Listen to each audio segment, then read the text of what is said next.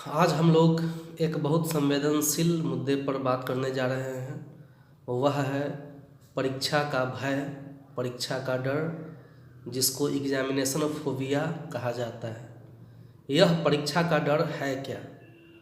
तो परीक्षा से भयभीत हो जाना वह एग्जामिनेशन फोबिया है। कई बार तो भय सीधे सीधे पता चलता है कि हाँ, मैं परीक्षा से भयभीत हूँ, लेकिन कई बार यह पता भी नहीं चलता है कि हाँ, मैं परीक्षा से भयभीत हूँ, लेकिन वो भयभीत होता है और उसका तरह तरह का सिम्टम है। तो कब आपको पता चले कि यदि आप कोई परीक्षा देने जा रहे हैं तो आप एग्जामिनेशन फोबिया से ग्रसित हैं, या अभिभावक यह कैसे पता लगाएं कि उनके बेटे अथवा बेटी जो है वह इस बीमारी से ग्रसित है। तो सबसे पहले एग्जामिनेशन नज़दीक आते ही एक कॉमन प्रॉब्लम, एक कॉमन सिम्टम विद्यार्थियों में दिखाई देना शुरू होता है कि वह उसका तबीयत खराब होना शुरू हो जाता है। कई बार तो यह बहाना होता है, लेकिन कई बार रियलिटी भी होती है। कई बार बच्चे एग्ज़ाम से बचने के लिए बहाना मारते हैं अपनी बीमारी का, लेकिन कई बार वास्तविक रूप से भी उनका एग्ज़ाम आते समय तबीयत खराब हो जाता है। यह हकीकत भी है, क्योंकि हम जानते हैं कि बहुत सारी शारीरिक बीमारी जो है वह मानसिक कारणों से भी होती है।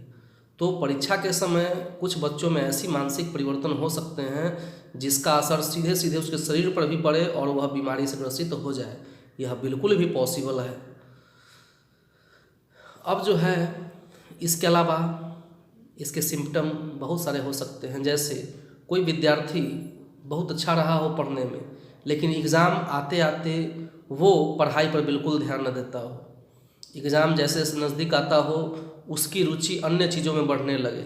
हो सकता है वह पहले से अधिक मोबाइल देखना शुरू कर दे। यह भी हो सकता है कि वह पहले से अधिक अपने मित्रों के साथ घूमना शुरू कर दे। यह भी हो सकता है कि वह पहले से अधिक क्रिकेट खेलना शुरू कर दे। वह फ़ोन पर लंबे समय तक बातचीत करता रह सके। वह इंटरनेट का ज़्यादा यूज़ करने लगे। मीन्स ऐसी बहुत सारी हरकतें वे कर सकता है जो पहले वो सामान्य रूप से नहीं करता था। इन सभी गतिविधियों का एक ही उद्देश्य होता है कि वह किसी तरह से उस परीक्षा के भय को अपने से अलग रख सके। हालांकि ऐसा होता नहीं है। आप कुछ भी करें, परीक्षा होगी ही अपने समय पे। आप दें न दें, अच्छा से दें, सही से न दें, लेकिन परीक्षा तो होनी ही है। लेकिन विद्यार्थी इस परीक्षा के समय जो तनाव से ग्रसित हो जाते हैं, इस एग्जामिनेशन फोबिया की ओर ले जाता है। कई बार हालात इतने ख़राब हो जाते हैं कि परीक्षा से के भय से बच्चे इतने बीमार हो जाते हैं कि उन्हें हॉस्पिटल में भर्ती कराना पड़ता है, डॉक्टर से दिखलाना पड़ता है। तो एग्जामिनेशन फोबिया का ये सब कारण रहा। अब थोड़ा मैं इसके निवारण की तरफ आता हूँ। उससे पूर्व एक कहानी मैं कहना चाहता हूँ जो शुतुरमुर्ग पक्षी के बारे में है। शुतुरमुर्ग पक्षी आप जानते होंगे कि सबसे बड़ा पक्षी है। तो यह अफ्रीका में बहुत बड़ी संख्या में पाया जाता है।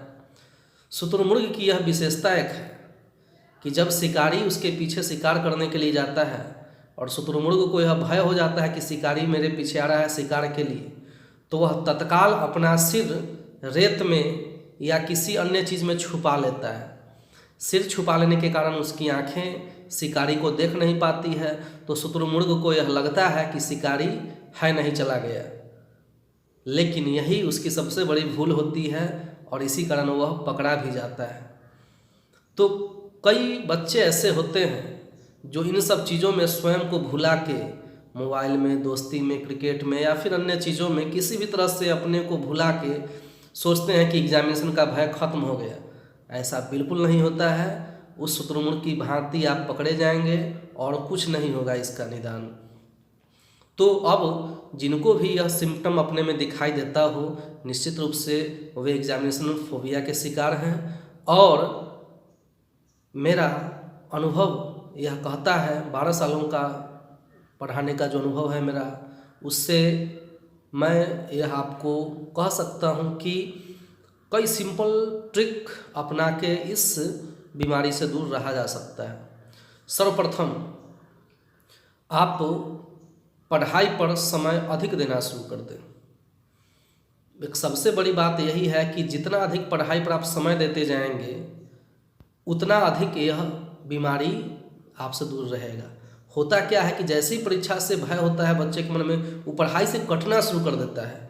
नहीं, इस समस्या का सामना कीजिए और अधिक से अधिक समय पढ़ाई पर दीजिए एग्जामिनेशन के दृष्टिकोण से।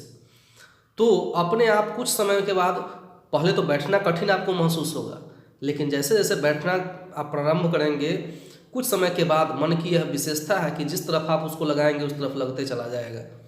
तो कुछ समय के बाद ही आपको महसूस होने लगेगा कि नहीं, अब पढ़ाई में भी मन लग रहा है। तो यह सबसे बड़ा ट्रिक है कि अधिक से अधिक समय देना शुरू करें पढ़ाई को। साथ ही साथ निश्चित रूप से सुबह उठने के बाद कुछ व्यायाम, कुछ योग अगर हो जाए तो बहुत बेहतर, थोड़ा सा मेडिटेशन हो जाए तो और भी बेहतर हो जाएगा। ये करें। निश्चित रूप से समय पर खाना खाएं और अभिभावक निश्चित रूप से यदि उनके बच्चे इस तरह से परीक्षा के भय से भयभीत हैं तो उनके साथ सख्ती का व्यवहार न करें, ना उन पर कमेंट करें, ना उनको मारे पीटे, ना उनको बहुत ज़्यादा सलाह दें। वो एक मित्र की भांति उससे व्यवहार करें ताकि वह उस समस्या से निकल सके। क्योंकि प्रॉब्लम स्टूडेंट के साथ भी है।